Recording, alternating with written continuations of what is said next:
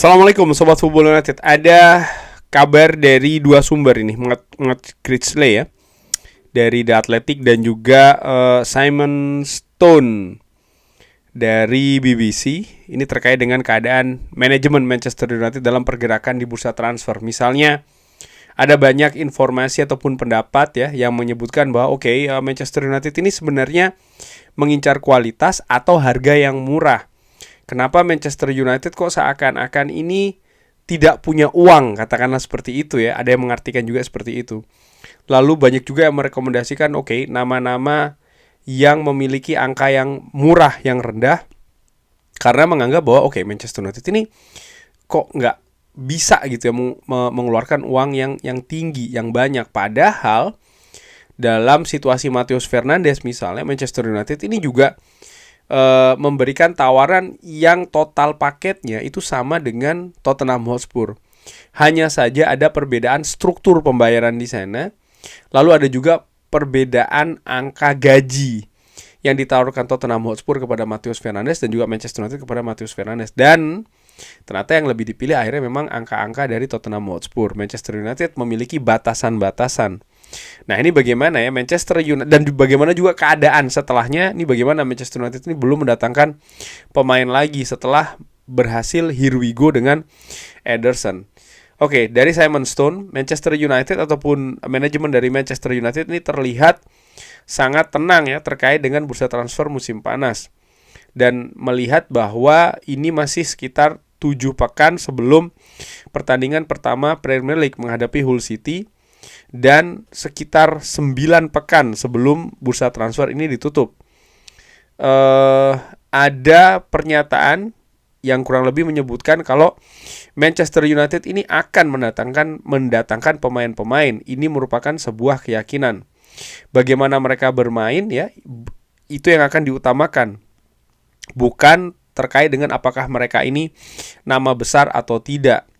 Dan juga akan dinilai dari bagaimana status itu diukur, dan ini diberikan penekanan. Jadi keadaannya bukan terkait dengan Manchester United akan mendatangkan nama besar atau seperti apa, enggak, tapi betul-betul melihat bagaimana situasinya ketika pemain tersebut kira-kira datang ke Manchester United. Jadi ada analisa-analisa yang lebih ditekankan terkait dengan pemain-pemain incaran. Dan sampai dengan saat ini tadi disebutkan bahwa manajemen Manchester United ini masih dalam status ataupun situasi yang dalam tanda kutip tenang. Dalam arti tenang ini bukan berarti mereka tidak bergerak, tidak, tapi mereka tidak atau belum panik dengan keadaan belum mendatangkan pemain tengah misalnya yang kedua atau bahkan ketiga.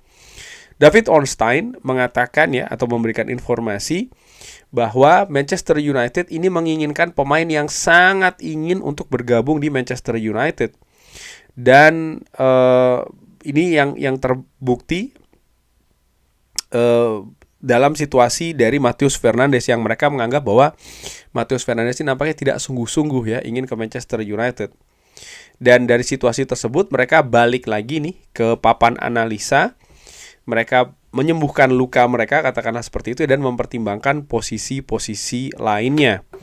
Dari Matt Critchley ini juga menyebutkan atau memberikan informasi mengenai kemungkinan Manchester United beralih ke perekrutan pemain biaya yang lebih rendah atau berbasis data jika pasar Liga Premier yang terbukti terlalu mahal.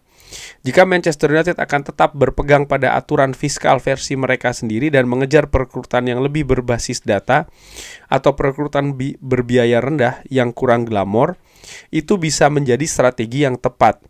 Ada resikonya, Anda mengambil taruhan pada pemain yang belum membuktikan diri di Liga Premier. Apakah mereka mampu memikul beban seragam tim ini ya, jersey tim ini? Ini adalah keseimbangan yang perlu mereka capai, dan United berhasil melakukannya dengan baik musim panas lalu, dan itu menghasilkan salah satu jendela transfer terbaik mereka dalam waktu yang lama. Musim panas ini tentang mencapai keseimbangan itu lagi. Mereka mungkin perlu melakukannya lebih lagi ya dengan pasar yang melambung saat ini ya. Sebentar sebelum gua membahas, ada sebuah pendapat ya dari jurnalis Lepas ini, Adam Joseph. yang terkait dengan situasi Matheus Fernandes dan juga kebijakan transfer dari Manchester United menyebutkan, terlepas dari apapun pendapat Anda tentang biaya transfer, keputusan untuk tidak menyamai tawaran gaji Tottenham untuk Matheus Fernandes adalah keputusan yang tepat. Terlepas dari apapun pendapat Anda tentang gaji, keputusan untuk tidak menyamai tawaran gaji Manchester City untuk Elliot Anderson adalah keputusan yang tepat. Frustrasi karena harus membatalkan kesepakatan atau waktu yang terbuang untuk itu memang bisa dimengerti, tetapi itu tidak berarti Anda tidak setuju dengan alasan mengapa semua itu terjadi. Telah dilaporkan bahwa Manchester United telah melakukan uji tuntas dengan beberapa target gelandang tengah di pasar transfer yang ketat, yang seharusnya memungkinkan mereka untuk beralih. Sekarang terserah klub untuk menyelesaikannya. Jika mereka tidak mau membayar harga yang terbukti di Premier League, percayakan Christopher Vivell dan jaringan rekrutmen untuk berbelanja di Eropa. Orang-orang dapat menjalani siklus mengamuk harian di sosial media atau Twitter jika mereka mau, atau mereka dapat membiarkan jendela transfer dan pasar berkembang seperti biasanya setiap musim panas. Nah, ya ini merupakan sebuah konsekuensi sih menurut gua dari sebuah kebijakan keuangan Manchester United ya. Artinya ya mereka mengincar memang betul pemain-pemain yang berkualitas dengan dukungan data dan juga analisa yang mereka lakukan.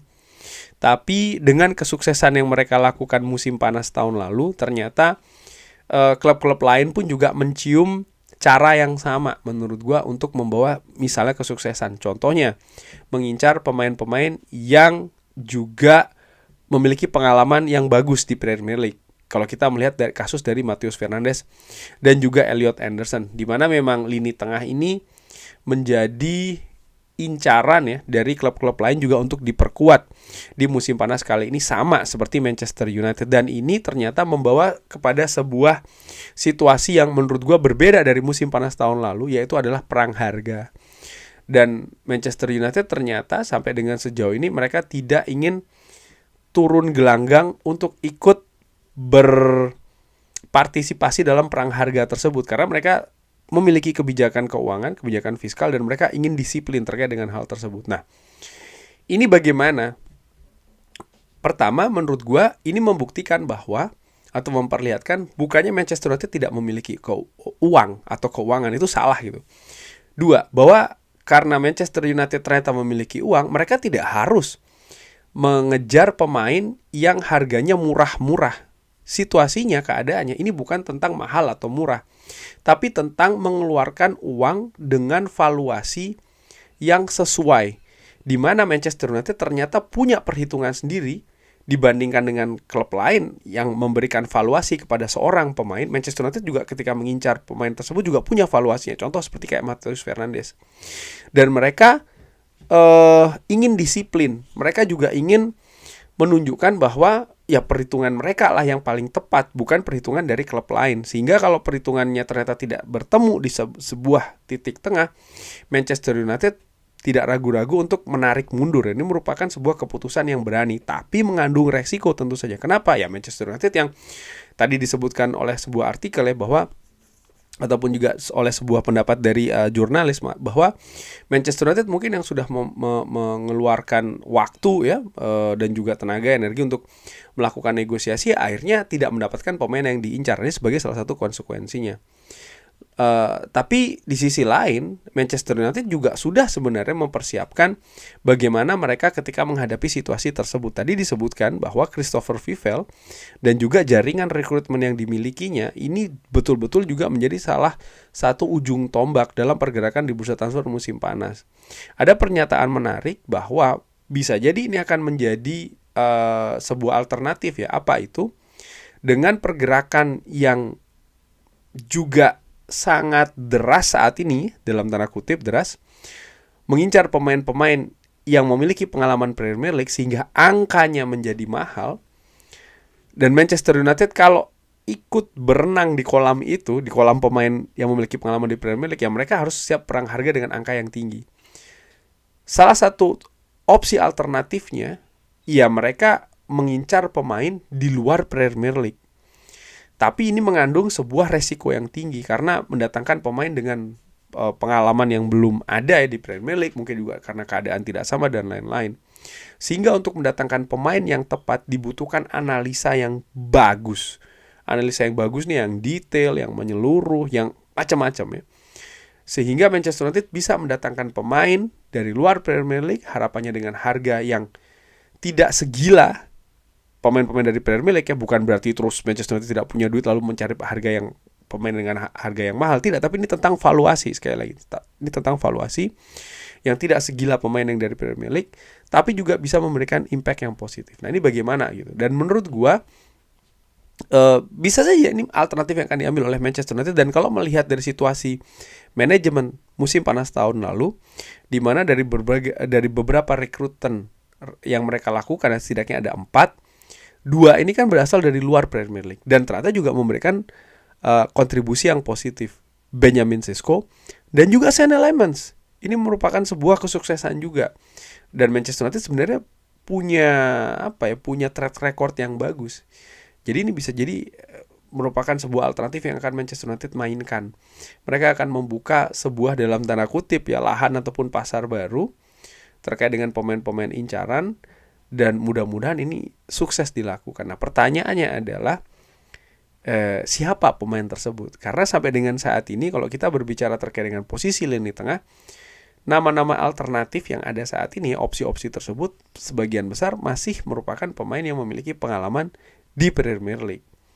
Nah, ini juga merupakan situasi yang menarik lagi kalau melihat dari apa yang dianalisa oleh berbagai jurnalis tadi dan bagaimana gue melihatnya, kurang lebih seperti itu. Nah, tapi gue ingin balik ke Sobat Football United. Kalau harus memilih ya pemain yang berasal dari Premier League tapi mahal dan terbukti, atau pemain dari luar Premier League yang mungkin harganya tidak setinggi dari pemain Premier League tapi mengandung sebuah resiko, sukses atau tidak sukses, bagaimana menurut Sobat Football United, lebih milih yang mana? Silahkan drop di kolom komen.